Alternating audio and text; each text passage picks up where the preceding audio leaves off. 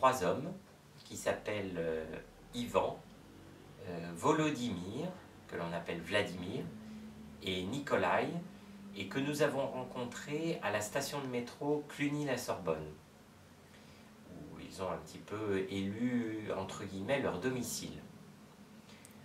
Vladimir, nous le connaissons depuis plusieurs années, Ivan depuis aussi quelques temps, et personnellement je ne connaissais pas ni Ivan ni Nikolai.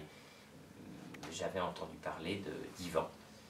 J'ai été très touché par ces 3 hommes.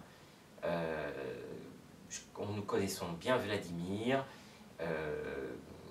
Il a beaucoup de mal à s'occuper de lui-même, il doit refaire ses papiers, il a perdu son passeport, il a eu très peur en voyant la police il y a quelques jours.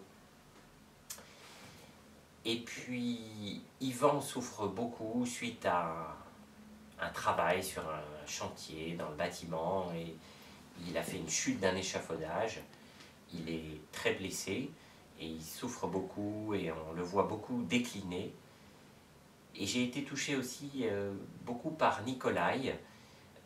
Tous les 3 sont ukrainiens, de la minorité religieuse grecque catholique qui a été terriblement persécutée à l'époque soviétique.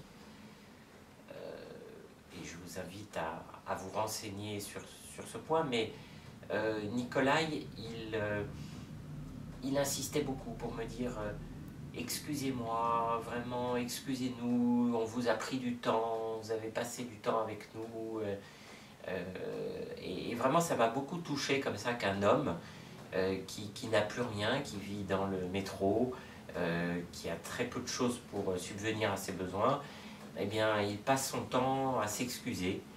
Et j'ai trouvé vraiment une grande faiblesse chez cet homme et en même temps une grande force, et ça m'a beaucoup touché.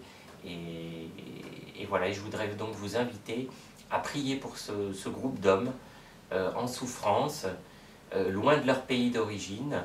Certains ont été exploités enfin, ils ont eu du travail, mais ils n'ont pas